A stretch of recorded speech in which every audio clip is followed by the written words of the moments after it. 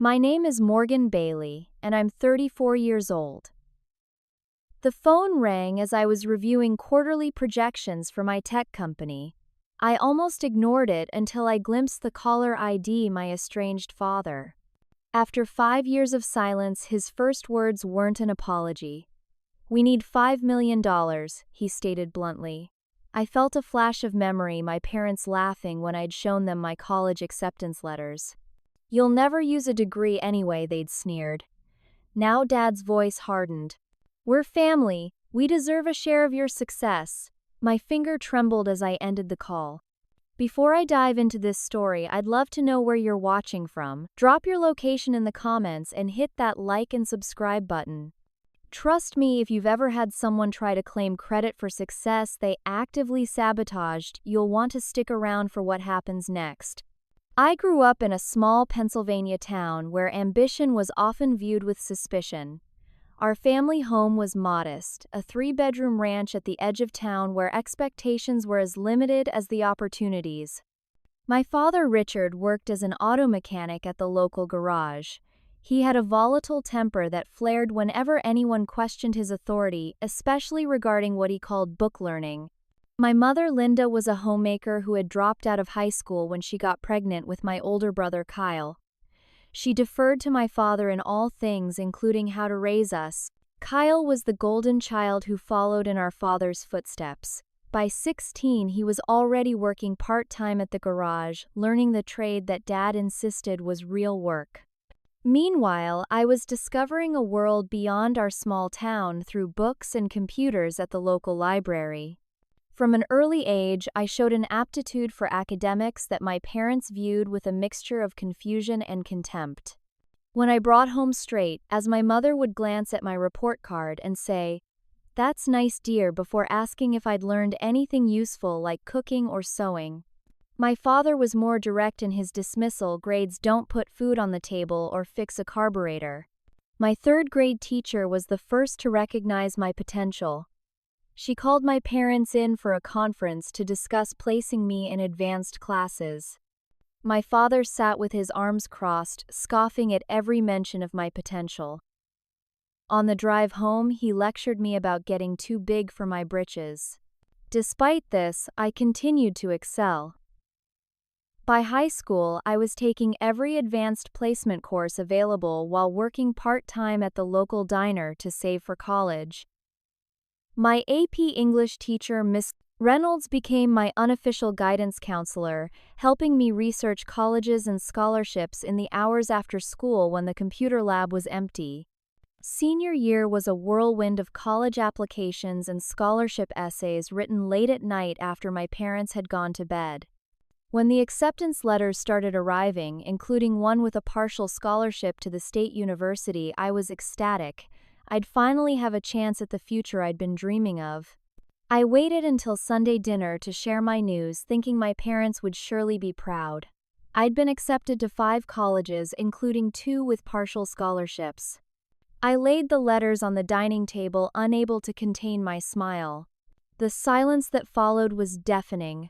My father put down his fork and laughed, a harsh, mocking sound that still echoes in my nightmares. "And who's going to pay for this foolishness?" he demanded. I explained my plan: the partial scholarship, my savings from the diner, student loans, and work-study programs. I'd calculated everything down to the penny. All I needed was their help filling out the financial aid forms and perhaps a small contribution for textbooks. My father's face reddened. "Not a penny of our money is going to some useless piece of paper. College is for rich kids and fools." My mother stared at her plate. "Morgan, you're just setting yourself up for disappointment. Women like us end up as housewives anyway." "That's just how it is." Kyle smirked from across the table. "Told you they wouldn't go for it." I looked from face to face, waiting for someone to break character and congratulate me on my achievements. No one did. "I've worked so hard for this," I whispered, tears threatening to spill. "Don't you want me to have opportunities you didn't have?" Opportunities. My father slammed his palm against the table, making the dishes jump. "We put a roof over your head and food in your mouth for 18 years. That's your opportunity." You want more than that, you're on your own. I excused myself from the table and cried myself to sleep that night. But somewhere between the tears and dawn, determination took root. If I was on my own, so be it. I would find a way. The day after high school graduation, I moved out of my parents' house. I'd been preparing for weeks, secretly packing my belongings into trash bags and storing them at my friend Jessica's house. When I announced I was leaving, my father barely looked up from his newspaper. "You'll be back," he said with absolute certainty. "Real world's gonna chew you up and spit you out." I found a tiny apartment on the east side of town that I shared with 2 other girls. The place was barely big enough for the 3 of us, with peeling wallpaper and a bathroom sink that never stopped dripping. But it was $250 a month, each utilities included, which was all I could afford while saving for college. To make ends meet, I worked 3 jobs. Mornings started at 5 a.m. at the Sunrise Diner, where I served breakfast to factory workers and truck drivers until 11. From noon to 6 p.m., I worked at Target stocking shelves and manning the register. Weekends and some evenings I babysat for a doctor's family on the wealthy side of town. Between all 3 jobs, I was working over 70 hours a week. The first major betrayal came just weeks after I moved out. I'd had a savings account since I was 13, money from birthdays, Christmas, and my first part-time jobs that I'd been saving specifically for college. It wasn't much, about $3,000, but it represented years of sacrifice and planning. When I went to withdraw the money to pay for my first semester's tuition deposit, the account was empty. "There must be some mistake," I told the bank teller, my voice rising in panic. There was no mistake. My father, as the co-signer on my juvenile account, had legally withdrawn every penny 2 days after I moved out. When I confronted him, his justification was breathtaking in its callousness. "We raised you for 18 years, he said, as if explaining something to a particularly slow child. "That money is rightfully ours. Consider it back rent." I wanted to scream, to rage, to demand justice, but one look at my mother's averted eyes told me it would be pointless. They had already justified their theft to themselves. In their minds, my desire for education was itself a form of betrayal, and they were simply taking what they were owed. That night, I sat on the threadbare couch in our apartment, recalculating my budget with trembling hands. The numbers didn't add up anymore. Without that $3,000, I wouldn't have enough for tuition, even with the scholarship. My roommate Tasha found me there, surrounded by crumpled papers and tears. "They took it," I said hollowly. "They took everything." Tasha, whose own parents had kicked her out at 17 for coming out as gay, understood family betrayal all too well. She sat beside me, her shoulder against mine, in silent solidarity. "So we'll figure it out," she said finally. "You're not giving up, and you're not alone." I added more hours at the diner, picking up the overnight shift on weekends. My life became an endless cycle of work, brief periods of sleep, and more work. I missed social events, forgot what it felt like to watch a movie or read for pleasure, and existed on coffee and whatever leftover food I could bring home from my shifts. During rare family gatherings, a cousin's wedding, my grandmother's birthday, Kyle would make a point of asking loudly how my college fund was coming along, smirking when I refused to engage. My mother would make passive-aggressive comments about ungrateful daughters who think they're better than family. My father maintained his prediction: "You'll come crawling back when you realize how hard the real world is." The only bright spot was Miss Reynolds, my former English teacher. She would meet me for coffee during her planning periods when I was between shifts, bringing college brochures and scholarship applications. More importantly, she brought encouragement when mine was running dangerously low. "What you're doing is extraordinary, Morgan," she told me once, after I admitted how exhausted I was. "Don't let anyone tell you it isn't worth it." After 9 months of this punishing schedule, I finally had enough for my first semester's tuition and expenses. I was accepted to the state university with a partial scholarship that would cover about 30% of the costs. It wasn't my dream school, but it was a solid program with an excellent computer science department, and it was far enough from my hometown to make visits difficult. The day I moved into my dorm room, I carried everything I owned in 2 suitcases. My roommate arrived with her parents, who brought a mini fridge, a microwave, new bedding, and boxes of supplies. They hugged her tearfully before taking her out to dinner. I arranged my few possessions in my half of the room and sat on the bare mattress, feeling the weight of my aloneness. Then I remembered my father's certainty that I would fail, and something hardened inside me. I made the bed with the second-hand sheets I'd bought at Goodwill, pinned my class schedule to the bulletin board, and walked to the dining hall for my first meal as a college student. I was terrified, exhausted, and completely on my own, but I was there, and that was something no one could take away from me. College quickly proved to be both everything I'd hoped for and more challenging than I'd imagined. The academic workload was intense, especially since I was working 20 hours a week at the campus coffee shop to cover expenses not included in my tuition. I had Sunday mornings off, which became my dedicated study time, curled up in a quiet corner of the library while other students were sleeping in. The financial aid office became both my salvation and nemesis. The labyrinthine processes for loans, grants, and work-study positions required endless forms, documentation, and follow-ups. I learned to arrive at the office the moment it opened, clipboard in hand, and all my paperwork meticulously organized.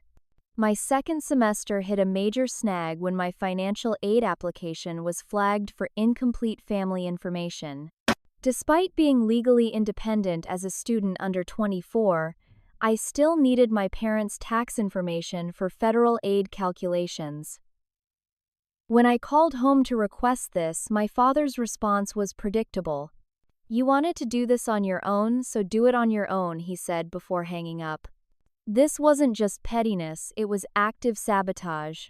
Without their information, I couldn't complete the FAFSA, which meant no federal grants or subsidized loans.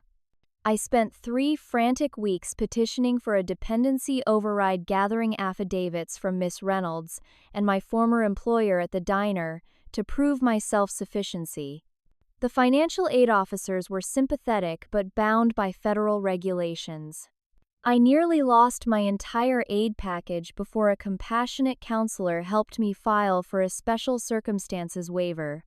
Just as that crisis was resolving, Kyle showed up at my dorm unannounced. It was midterm week and I was running on 4 hours of sleep and too much caffeine. "Nice setup you got here," he said, lounging on my bed while I tried to study. "College life must be real cushy." I should have recognized the warning signs: his too casual tone, the way he kept glancing at my laptop, and the small lockbox where I kept my tip money.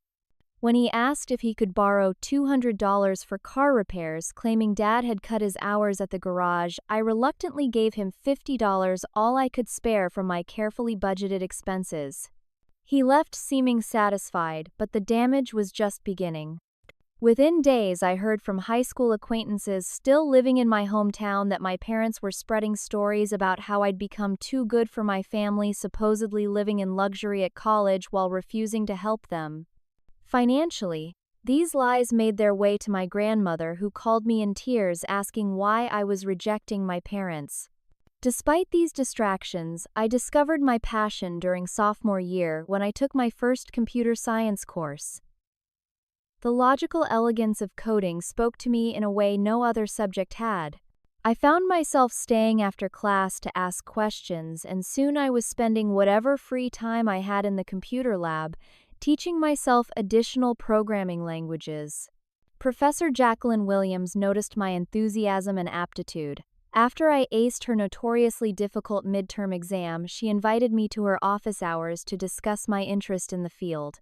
"You have a natural talent for this," she told me, reviewing my code. "Have you considered applying for the departmental scholarship?"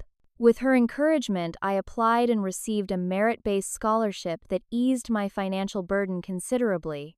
Professor Williams also offered me a position as her research assistant, which paid better than the coffee shop and gave me valuable experience in my field.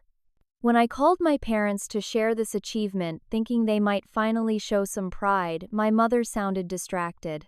"That's nice, dear, but are you still planning to come home for Christmas? Your father says not to bother if you're going to be on that computer the whole time."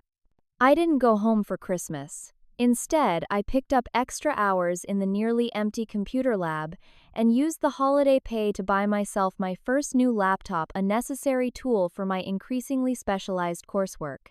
The third major betrayal came during the spring semester of my junior year. I received an urgent email from one of my student loan servicers claiming my enrollment status had changed and my loans were being placed in early repayment.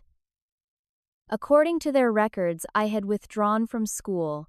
It took 2 days of phone calls to discover that someone claiming to be me had called the loan company to report my withdrawal. The customer service representative even had a note about my father confirming the information. The resulting financial chaos nearly led to my expulsion when the university received notification that my loans had been revoked. I spent a marathon 6-hour session in the financial aid office, bringing in Professor Williams to vouch for my continued enrollment and academic standing. The loan company eventually acknowledged the error, but the experience left me shaken and paranoid about what my family might do next. That evening, I received a tearful call from my mother. "Why are you doing this to us, Morgan?" she sobbed. "Your father is beside himself with worry. This education obsession is tearing the family apart. Just come home and things can go back to normal." Her manipulation was so transparent it was almost laughable. They hadn't worried about me in years, if ever. What they were worried about was losing control. "Mom," I said carefully, "I'm not doing anything to you. I'm building a life for myself the same way Dad always told me to do." "But not like this," she insisted. "Not with all these computers and degrees and living so far away?" I realized then that my success wasn't just threatening to my father's authority, it challenged their entire worldview. If I could succeed where they predicted failure, what did that say about the limitations they'd placed on their own lives? "I have to go, Mom," I said finally. "I have an exam tomorrow." As I hung up, I felt an odd sense of clarity. The path I'd chosen wasn't just about education or career advancement, it was about breaking a cycle. And cycles don't break easily, they fight back. I would need to be prepared for more resistance, more sabotage, more emotional manipulation. But with every obstacle they threw in my path, my determination only grew stronger. I would graduate not despite my family's efforts to derail me, but because of them. Their doubt had become my most powerful motivation. Senior year brought new opportunities and challenges. My work with Professor Williams had gained attention in the department, and when she recommended me for a prestigious internship at Horizon Tech, a rising star in the industry, I was ecstatic. The internship would provide invaluable experience, connections with industry professionals, and the possibility of a job offer after graduation. The selection process was grueling: 3 rounds of technical interviews and a final presentation to the executive team. I prepared for weeks, sleeping even less than usual. When the offer email arrived, I nearly broke down in the computer lab. Professor Williams took me for coffee to celebrate. "You've earned this, Morgan," she said, her usually reserved demeanor giving way to a genuine smile. "They don't take many interns, and they've never taken one from our program before. You're opening doors." The internship would start in January and run through the spring semester, integrated with my coursework for credit. It meant restructuring my entire schedule and giving up my coffee shop job, but the internship paid a small stipend that would just cover my essential expenses if I was extremely careful. As the fall semester progressed, my parents' hostility toward my academic success intensified. Each achievement seemed to provoke them further, as if my persistence was a personal affront. My father started calling late at night, his voice slurred with alcohol, leaving rambling messages about stuck-up college kids and family loyalty. The fourth betrayal came during finals week, when academic stress was already pushing me to my limits. I was in the library surrounded by textbooks and energy drink cans when the circulation desk attendant informed me I had visitors. In the lobby stood my parents and Kyle, looking utterly out of place among the students rushing to complete end-of-semester projects. My mother clutched her purse with white knuckles while my father scanned the academic environment with naked contempt. "What are you doing here?" I asked, too shocked to manage pleasantries. "Is that any way to greet your family?" my father demanded loudly, drawing stares from nearby students. "We drove 3 hours to see you." I led them to a small courtyard outside, keenly aware of my unwashed hair and the coffee stain on my sweatshirt. I hadn't slept properly in days, and now this unexpected confrontation was stealing precious study time. "We need to talk to you about something important," my mother said, her eyes darting nervously to my father. The something important turned out to be Kyle's latest catastrophe. He'd been arrested for driving under the influence, his second offense, and was facing serious legal consequences. They needed $10,000 for a lawyer, bail, and fines. "And you want me to provide this money?" I said, slowly piecing together the purpose of their surprise visit. "Family helps family," my mother insisted, reaching for my hand. I pulled away. Where was family helps family when I needed tuition, or when Dad emptied my savings account, or when you actively sabotaged my financial aid? My father's face darkened. "You think your fancy degree makes you special. Better than us. Kyle made a mistake, but at least he's loyal." "Loyal?" I laughed incredulously. "Is that what you call spreading lies about me around town? Or trying to get my loans canceled?" The argument escalated quickly. My father's voice rose to a shout, attracting attention from students passing by. My mother cried performative tears. Kyle stood slightly apart, examining his phone as if bored by the whole scene. "I work 3 jobs to put myself through school," I said, fighting to keep my voice steady. "I sleep 4 hours a night.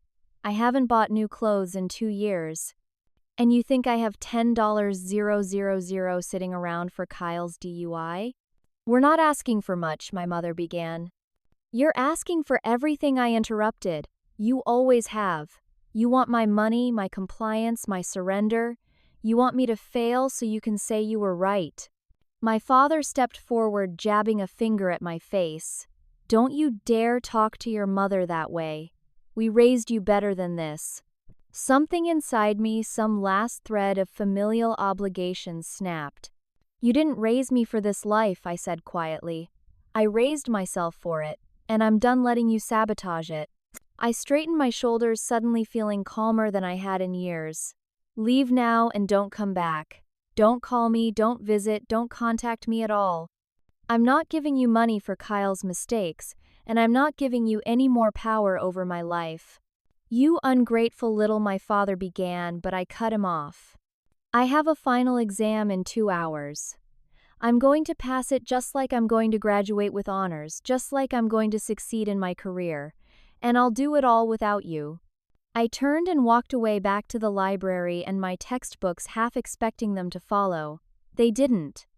Later, I learned from a sympathetic dorm attendant that security had been called when my father refused to leave the premises, creating a scene in the student union that involved thrown chairs and threats. That night, I blocked their phone numbers and email addresses.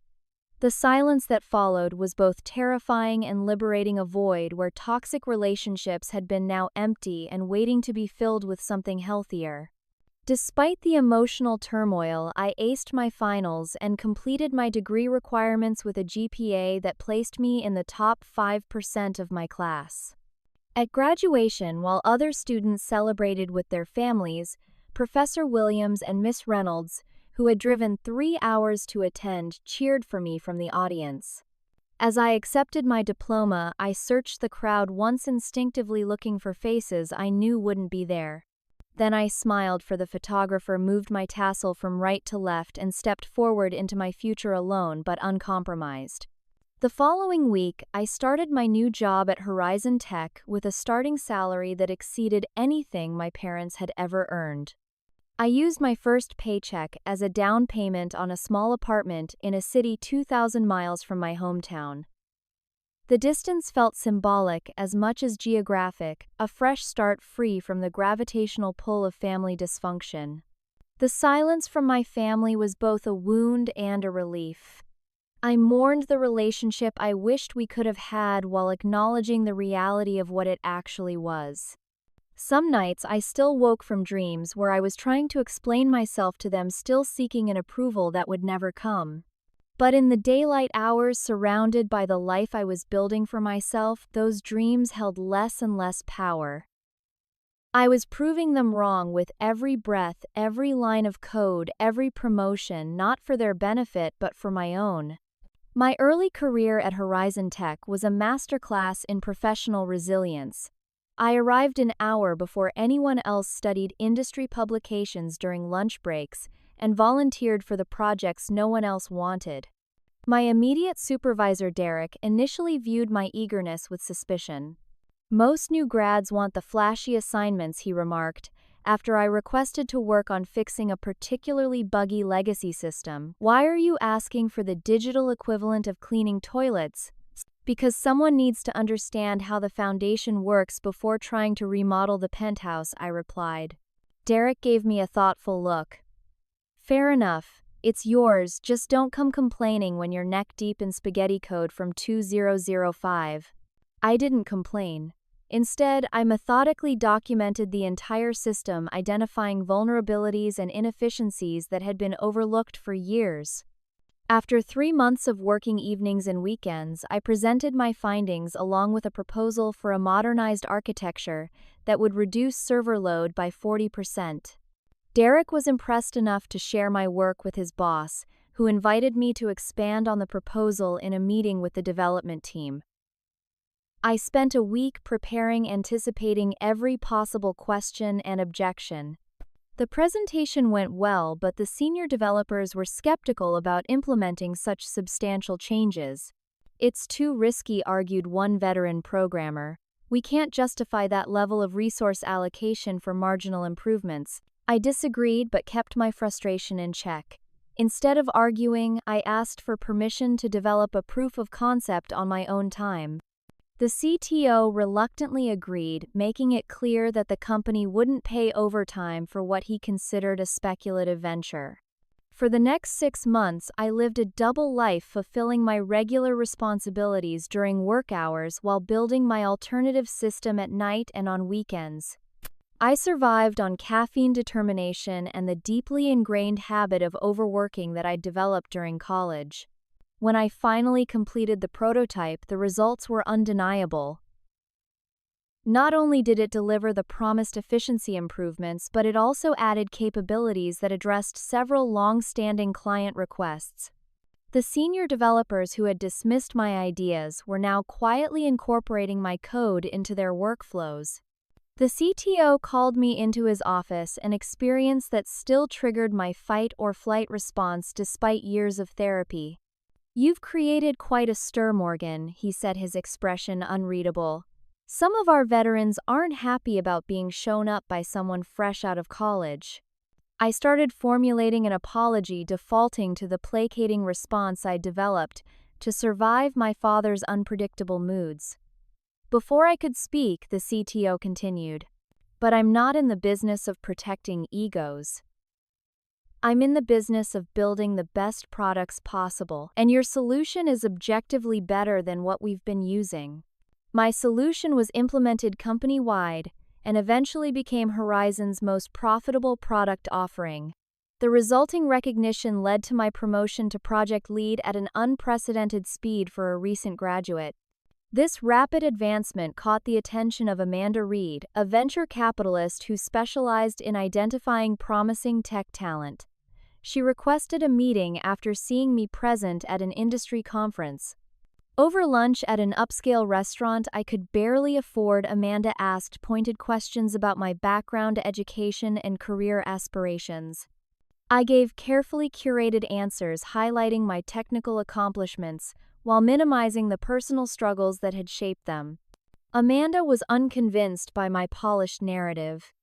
Your resume says you put yourself through college with no family support, worked 3 jobs while maintaining a 3.9 gigapascals, and revolutionized a core product at Horizon within your first year. That's not just technical talent, that's something else entirely. Her directness caught me off guard. Something else. Hunger, she said simply. You work like someone who knows what it means to have nothing. Am I wrong? The question hung between us. I'd spent years compartmentalizing my past, presenting a professional facade that revealed nothing of the pain and betrayal underneath. But something about Amanda's perceptiveness made me reconsider. No, I said finally, you're not wrong. That lunch marked the beginning of a mentorship that would eventually change the trajectory of my career. Amanda became my third true ally alongside Miss Reynolds and Professor Williams. She recognized in me not just technical capabilities, but also the relentless drive that came from proving my worth in a world that had consistently undervalued it. Have you considered entrepreneurship? She asked during one of our monthly meetings. I laughed. I barely have time to do laundry between projects. When would I start a company? You're thinking about it backward, she replied. You're working 70-hour weeks making someone else rich. Why not work 70-hour weeks making yourself rich? The idea took root, germinating slowly alongside my regular responsibilities. I began researching market gaps and technological needs that aligned with my expertise. Late nights found me sketching business models and product architectures, testing assumptions, and calculating runway requirements. After 18 months of preparation, I made the leap.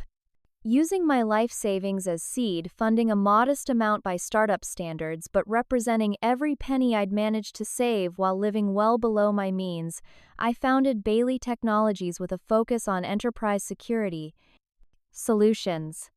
The early days were terrifying.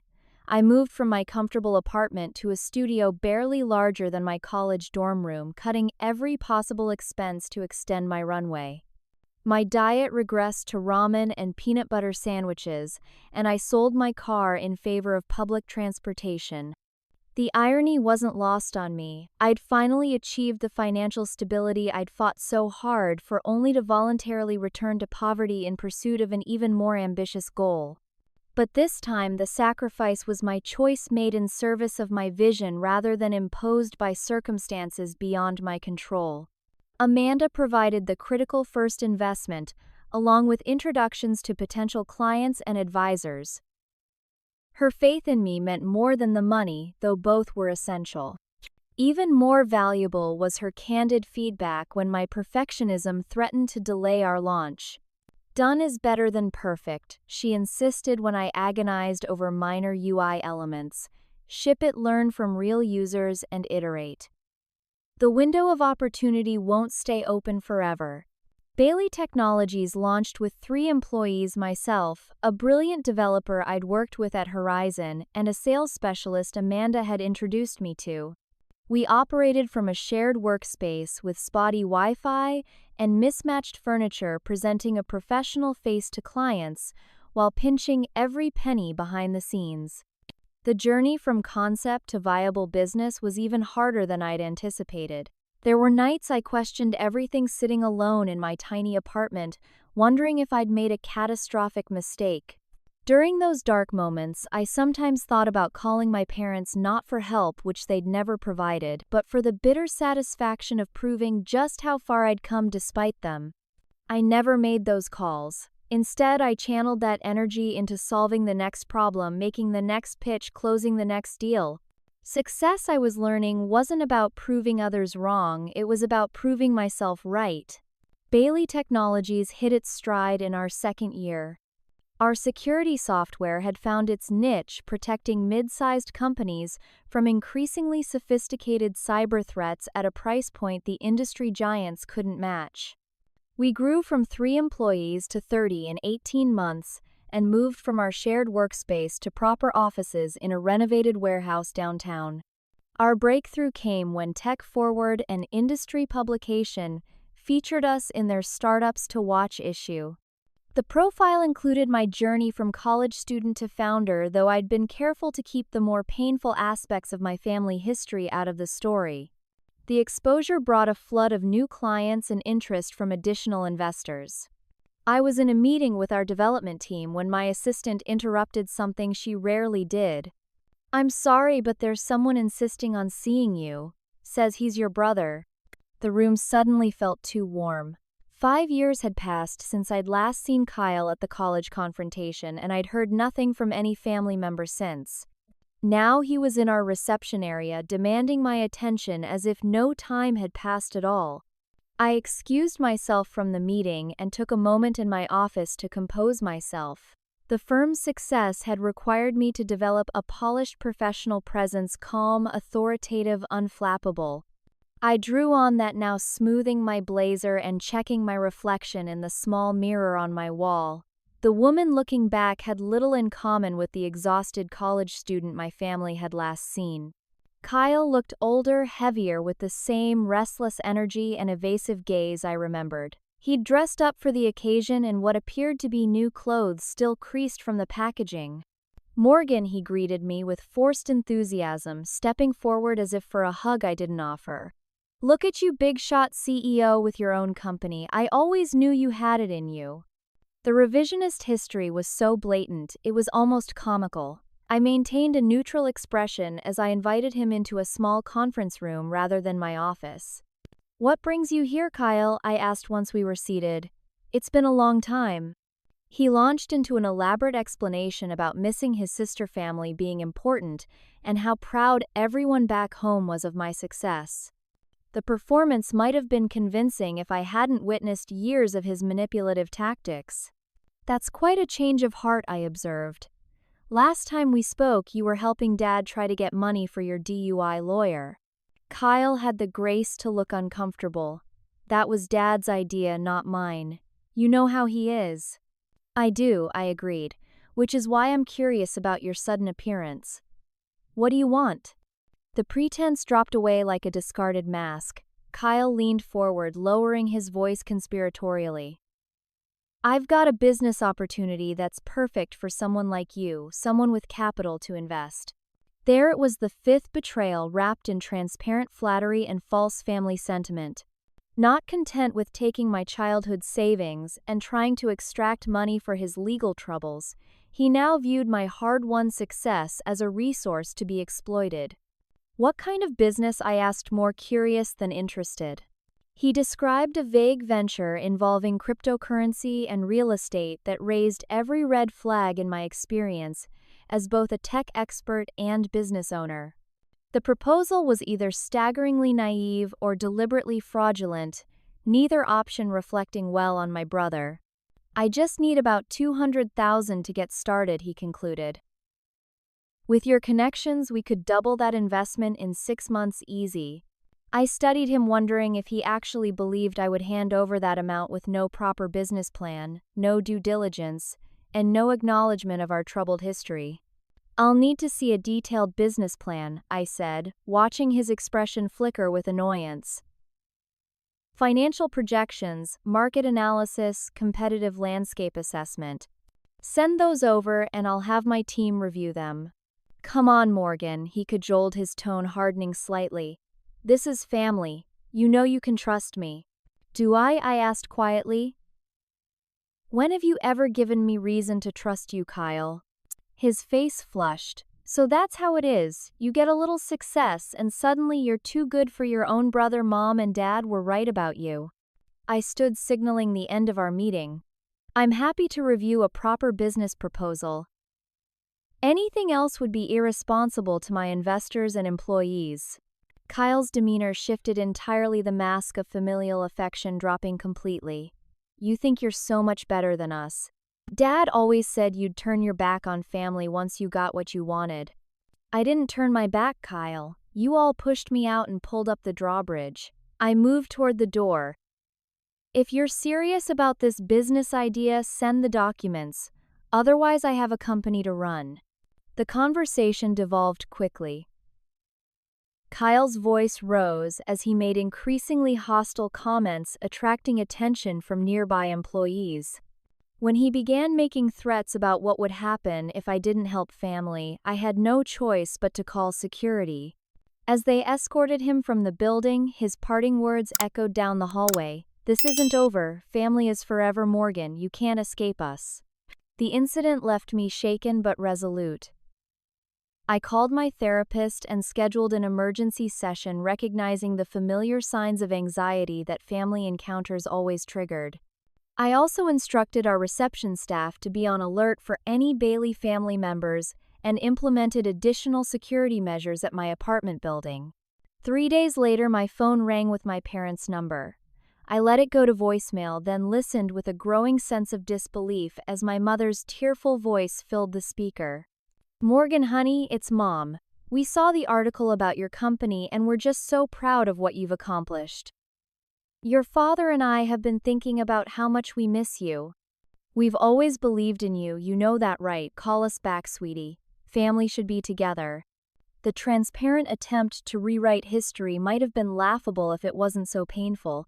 They had never believed in me. They had actively worked against me at every turn. Now that I had something they wanted, money, status, success, they were suddenly eager to reconnect. I deleted the message without responding and threw myself back into work. Bailey Technologies continued to grow despite the emotional disruption. We secured Series B funding, expanded into international markets, and doubled our engineering team. I bought my first real home, a modern apartment overlooking the city skyline with floor-to-ceiling windows and space to breathe. Sometimes, in quiet moments, I found myself wishing I had a family to share my success with, people who had supported my journey and could genuinely celebrate my achievements. The company milestones were sweet, but somehow incomplete, celebrated with colleagues and mentors rather than parents and siblings. Amanda noticed my melancholy during one of our monthly dinners. "Family stuff again?" she asked perceptively. I nodded, embarrassed that I still carried this emotional weight despite years of therapy and objective success. "Here's what I've learned," she said, having been through her own family estrangement years earlier. "The family we're born into shapes us for better or worse. But the family we choose, the people who love us for who we are, not what we can give them, that's what sustains us." Looking around my life, I realized I had built a chosen family over the years. Miss Reynolds still sent encouraging emails and book recommendations. Professor Williams had become a trusted advisor to my company. Amanda had evolved from mentor to friend. My early employees had stood beside me through the lean times, believing in my vision when there was little evidence it would succeed. These relationships weren't defined by DNA or obligation, but by mutual respect, shared values, and genuine care. They weren't perfect, but they were real, and unlike my biological family, they celebrated my growth rather than feeling threatened by it. The realization didn't erase the pain of family rejection, but it did put it in perspective. I wasn't alone. I was surrounded by people who had chosen to be in my life just as I had chosen to be in theirs. That was worth more than any forced reconnection with people who only valued me for what I could provide them. With this clarity, I instructed my assistant to block all communication from my parents and brother, closing that door firmly but without malice. I couldn't change the family I was born into, but I could choose how much power they had over my present and future, and I chose freedom. The next phase of Bailey Technologies' growth centered around an artificial intelligence application we'd been developing for nearly 2 years. The system could analyze network traffic patterns to identify potential security breaches before they occurred, essentially predicting attacks rather than just responding to them. If successful, it would revolutionize the cybersecurity landscape. Our team worked around the clock, fueled by excitement and caffeine. I was in the office most weekends, coding alongside our engineers, debugging algorithms and fine-tuning machine learning models. The work was all-consuming but deeply fulfilling, the kind of challenge I'd always thrived on. When we finally unveiled the product at the annual Tech Security Summit, the response exceeded even our most optimistic projections. Industry leaders who had previously dismissed us as upstarts were suddenly requesting meetings. Competitors openly expressed concern about our technological advantage. Most importantly, clients began signing contracts before we'd even finalized the pricing structure. The momentum culminated in a Series C funding round that raised $50 million, valuing Bailey Technologies at over $200 million. Financial publications ran features with headlines like "The Rise of Security's New Powerhouse" and "Morgan Bailey from college grad to tech titan in 5 years." With the company's future secure, I finally allowed myself a personal indulgence, purchasing a modern apartment in the city's arts district with panoramic views and amenities I'd once considered unimaginable luxuries. After a lifetime of financial insecurity, the feeling of signing the purchase agreement was surreal. The evening I moved in, I stood on my balcony watching the sunset paint the skyline in gold and pink. For a brief moment, I wished my parents could see what I'd built, not to gloat or demand acknowledgement, but simply to share this milestone with the people who should have cared most about my happiness. The thought had barely formed when my assistant called with news that made my blood run cold. "Your parents are here," she said, her voice unusually tense. "They're in reception and refusing to leave without seeing you." 6 years had passed since our last contact. 6 years of silence, growth, and carefully constructed boundaries. Now they were in my company's lobby, crashing through those boundaries as if they didn't exist, as if they had a right to my time, my attention, my life. I briefly considered having security remove them, but recognized that would create a scene in front of employees and potentially visiting clients. Better to handle this quickly and privately. "Send them to conference room C," I told my assistant. "And have Jeremy ready to interrupt with an urgent call in 15 minutes. I took a moment to compose myself, straightening my blazer and checking my reflection in my office window. The woman looking back at me was poised, successful, and in control, everything my parents had said I would never be. I held on to that image as I walked to the conference room. They looked older, of course. My father's hair had gone completely gray, and my mother had gained weight. But their expressions were eerily familiar, my father's barely contained impatience, my mother's nervous anticipation. They stood awkwardly in the sleek conference room, looking out of place among the glass and chrome. "Morgan," my mother moved toward me, arms outstretched as if the years of silence had never happened. "Look at you, so professional and successful." I stepped back, maintaining physical distance. "What are you doing here?" My father stepped forward. "Is that any way to greet your parents after all this time? We've been trying to contact you." The audacity was breathtaking. "And I've been deliberately not responding," I replied evenly, "which should have made my wishes clear. We just want to reconnect," my mother insisted, her eyes welling with rehearsed tears. "We've missed our little girl, and we're so proud of everything you've accomplished."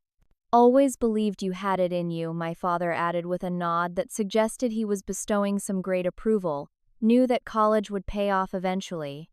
The revisionist history was so blatant it was almost laughable. I maintained my composure, treating this like any other unwanted business proposition. "Let's be direct," I said. "You haven't contacted me in 6 years. You actively sabotaged my education and early career. Now that I'm successful, you suddenly want to reconnect. What do you really want?" My mother looked genuinely hurt, but my father shifted tactics, immediately recognizing that sentimentality wouldn't work. "We're family, Morgan. No matter what disagreements we've had," he leaned forward, lowering his voice conspiratorially. "And families help each other. We've got this investment opportunity, very exclusive ground floor opportunity. We just need about $1 million to get started." There it was, the 6th betrayal, so predictable it had lost the power to wound. They hadn't come because they missed me or were proud of me. They had come because I represented a potential payday. "I see," I said quietly. "And what makes you think I'd invest in anything with you given our history?" "Water under the bridge," my father said dismissively. "Besides, this is different. We're talking family business here. You help us get started and we all profit together." Keep it in the family like it should be. Family business, I repeated. Interesting concept from people who told me I'd never amount to anything, emptied my savings account, and actively tried to prevent me from getting an education. My mother's tears flowed freely now. We made mistakes, Morgan. We were wrong about college, but we're still your parents. We still love you. Love isn't something you switch on when it's convenient, I replied. Love would have been supporting my dreams even if you didn't understand them. Love would have been celebrating my successes instead of trying to exploit them. My father's facade of friendliness cracked. So that's it, you're too good for us now that you've got money after everything we did for you. What exactly did you do for me? I asked, genuinely curious about his perception. Name one thing you did to support my education or career. We put a roof over your head for 18 years, he exploded, face reddening. Fed, you clothed you, that's more than many kids get. That's not support, Dad. That's the legal minimum required of parents. I checked my watch. I have a meeting in 5 minutes. I think we're done here. We're not done until I say we're done, my father stood, his voice rising to a shout. You ungrateful little... The conference room door opened as Jeremy, right on cue, appeared with a concerned expression. Miss Bailey, I'm sorry to interrupt, but that urgent call is waiting. The investors can't hold much longer. Thank you, Jeremy. I turned to my parents. This meeting is over. Security will escort you out. My father's rage exploded. He swept his arm across the conference table, sending a water pitcher crashing to the floor. You think you're better than us? We're still your family. You owe us. Security arrived quickly, professionally flanking my father, whose face was contorted with fury. My mother pleaded tearfully, Morgan, please, he doesn't mean it. We just want to be part of your life again. I watched with detached calm as they were escorted through the office, my father shouting, drawing stares from employees. The doors closed behind them, and I remained standing in the conference room surrounded by the wreckage of my father's outburst. Jeremy returned after ensuring they had left the building. Are you all right, Miss Bailey? Yes, I said, surprising myself with the truth of it. I am. And I was.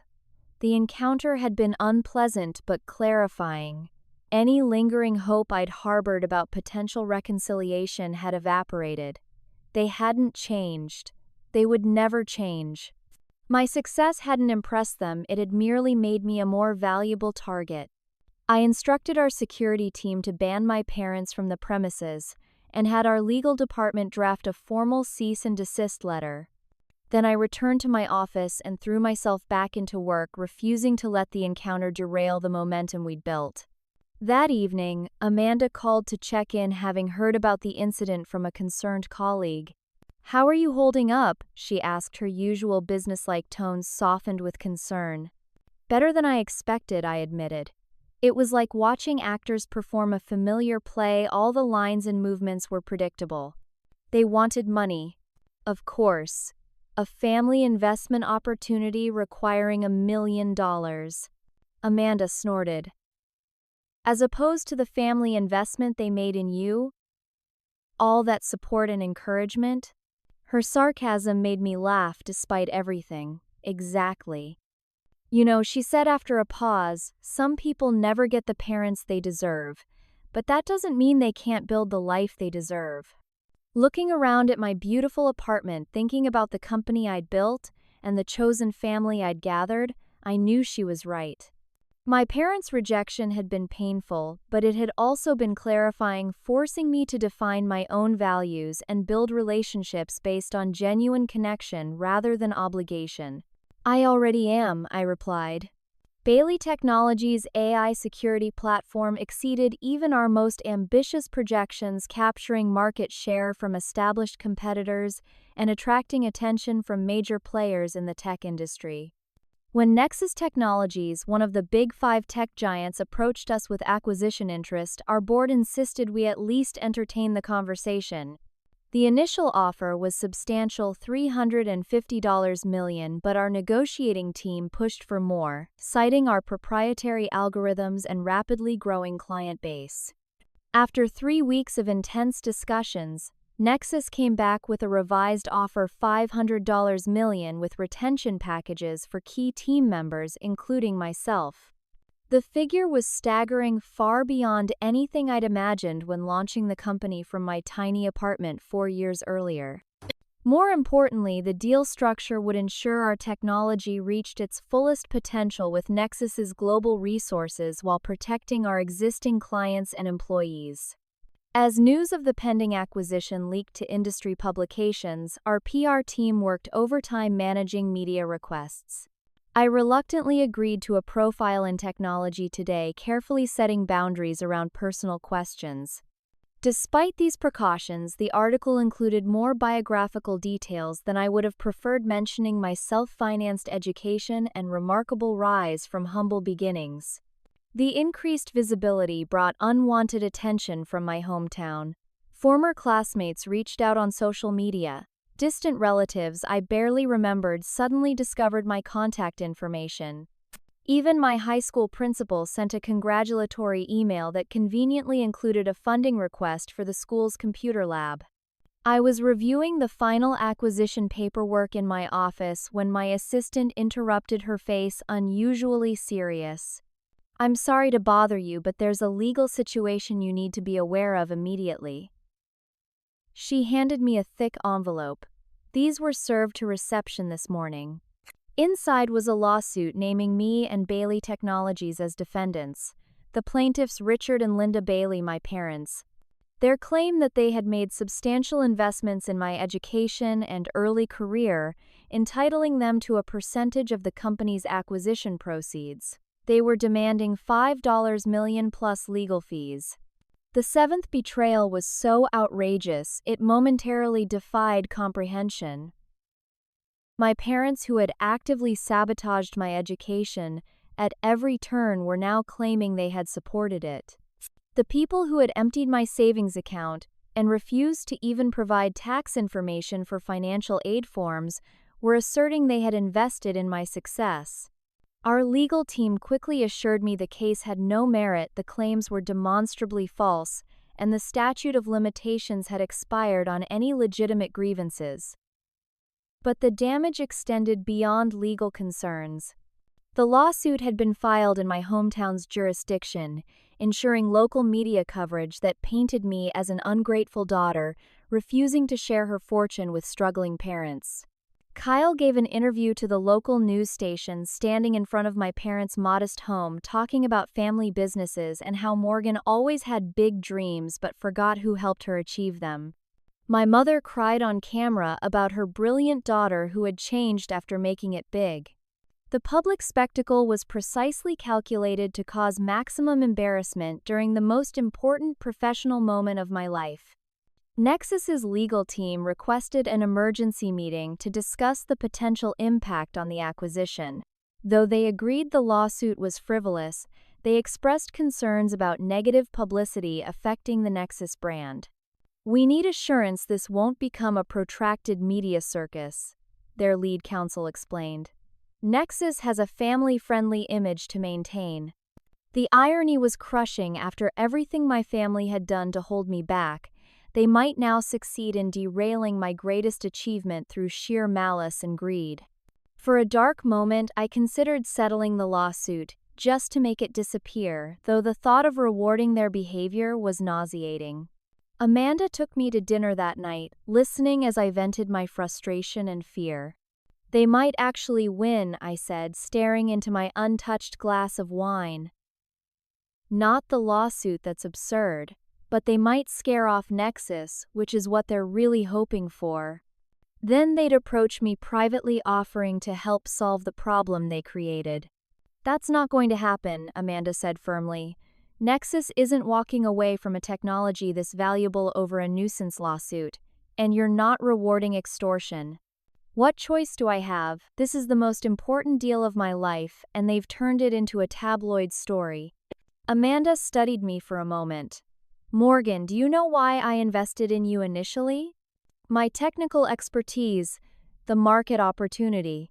"Partially, but mainly because you're someone who doesn't break under pressure. Your whole life has been people telling you what you can't do, and you've consistently proven them wrong. This is just another test one you've been preparing for your entire career." She was right. From college applications completed in secret to programming through nights and weekends, I'd built my success precisely by refusing to let obstacles determine my path. This lawsuit was just another hurdle, larger and more personal, but ultimately surmountable. The next morning, I called a joint meeting with our legal team and Nexus representatives. Instead of defensiveness, I opted for complete transparency. "I want to address the elephant in the room," I began. "The lawsuit filed by my parents is completely without merit, as our attorneys will demonstrate. But I also want to be candid about the personal situation underlying it." I explained my family history briefly, but honestly, the refusal to support my education, the active sabotage of my college financial aid, the years of estrangement until my company became successful. I provided documentation, the police report from when my father caused a disturbance at our offices, email records of my brother's previous attempts to extract money, bank statements showing the emptied savings account from my teen place bide. Years. This lawsuit isn't about legitimate investment, I concluded. It's about people who consistently predicted my failure, now trying to claim credit and compensation for success they actively tried to prevent. Our legal team is confident it will be dismissed, but I wanted you to understand the complete context. The Nexus team was silent for a moment before their CEO spoke. "Miss Bailey, thank you for your candor. Many of us have complicated family situations." He glanced around the table, receiving subtle nods. "What matters to Nexus is your technology, your team, and your integrity, all of which remain impressive. We're proceeding with the acquisition as planned." Relief flooded through me, followed by a wave of gratitude for these professionals who could separate baseless accusations from reality.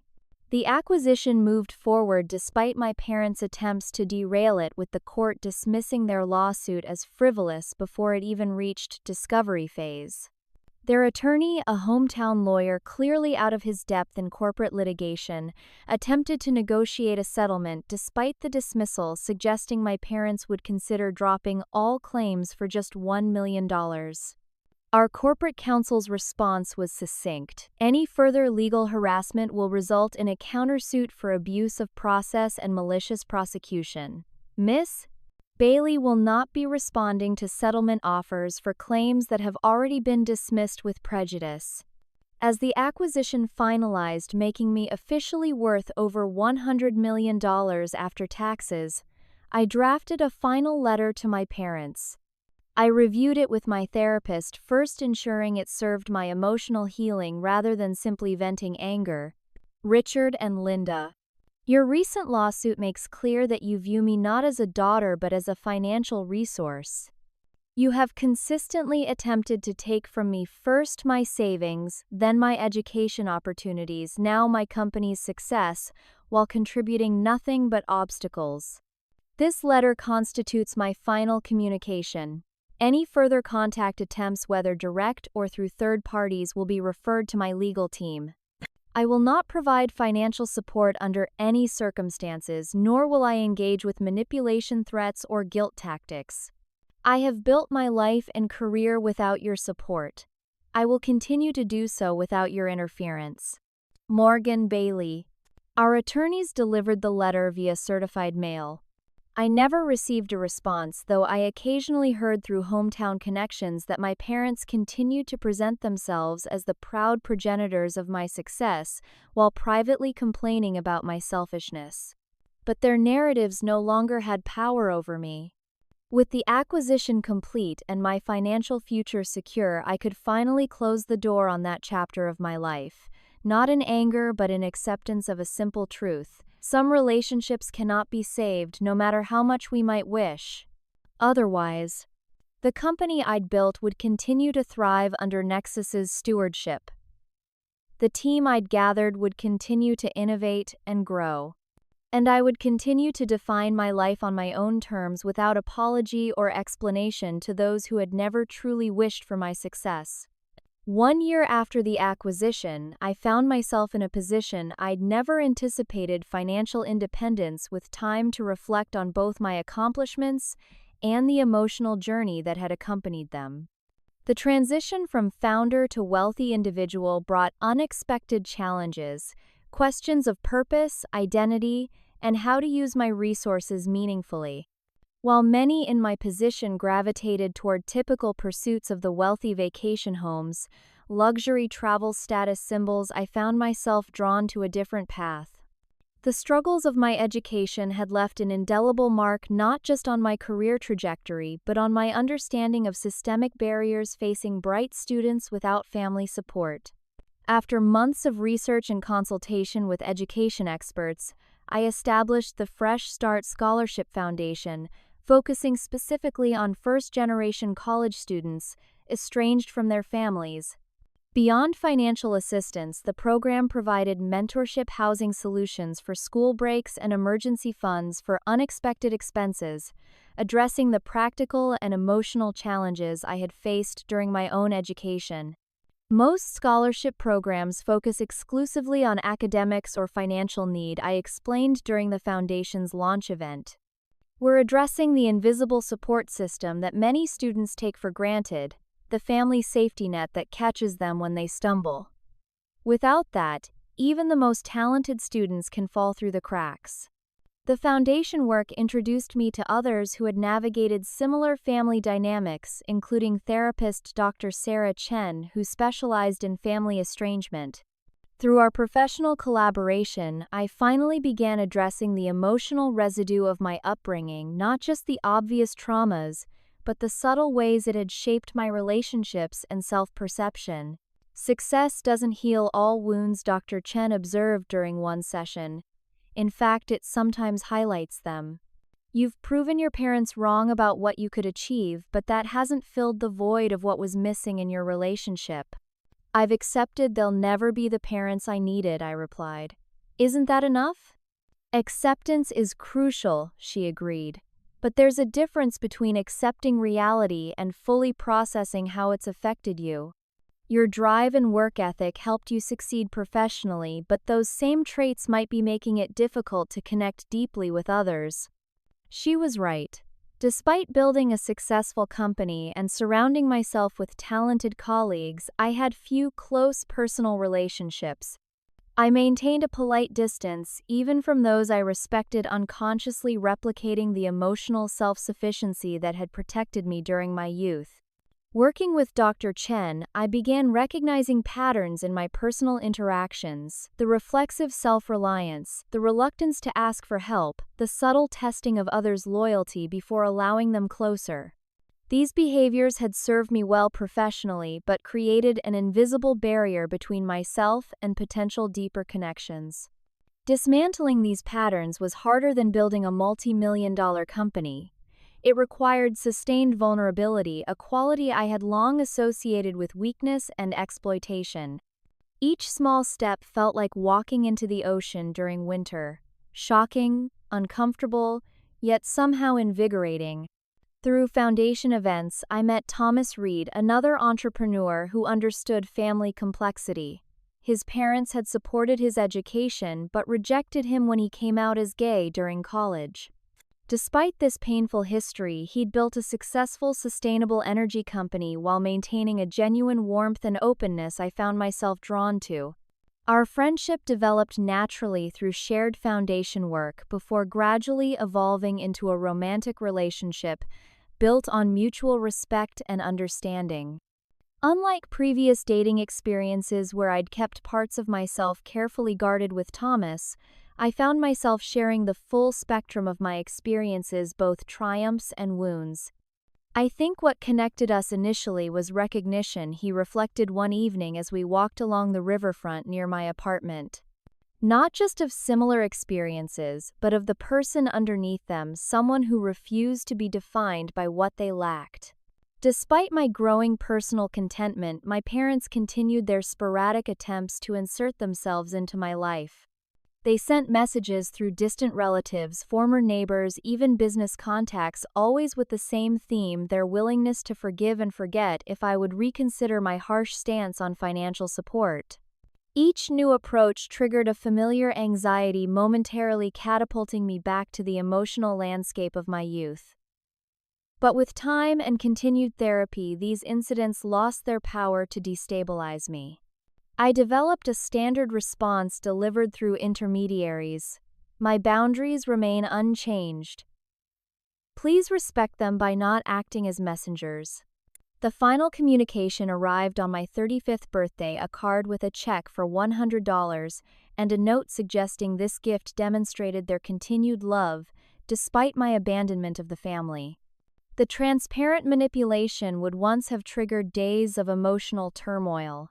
Instead, I returned the check with a brief note reiterating my previous boundaries, then donated $10,000 to a domestic violence shelter in my hometown, addressing a real need while symbolically redirecting the negative energy into something constructive. You've reached the point where you can transform your pain into purpose, Dr. Chen observed during our session that week. That's not just healing, it's growth beyond the original wound. The Foundation's work expanded, partnering with universities to establish emergency housing for students with nowhere to go during breaks, and developing a mentorship program pairing established professionals who had overcome similar challenges with students currently facing them. Each initiative addressed a specific hardship I had experienced, converting past struggles into future support for others.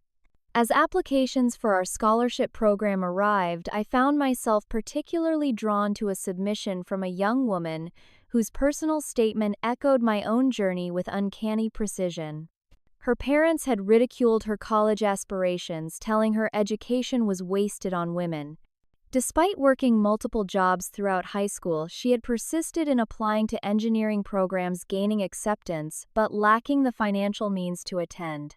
Reading her words, I felt an almost physical connection across time, as if my younger self had somehow reached forward to the present, seeking the support I had never received.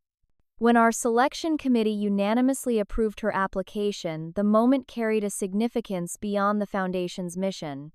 It represented a closing of the circle, transforming the broken chain of support in my own life into an unbroken one for someone else. The morning after our scholarship announcements, I received a call from a number I didn't recognize, my father calling from a new phone to circumvent my blocks. "Morgan," he began without preamble, his voice carrying the same demanding tone I remembered from childhood. "Your mother and I have been patient, but this has gone on long enough. We're your parents. We deserve to be part of your success." The familiar script continued. I owed them for raising me. Family was forever. I was being selfish and ungrateful, but something had changed, not in his approach, but in my response to it. The anxiety, guilt, and anger that had once accompanied these conversations were noticeably absent, replaced by a calm clarity.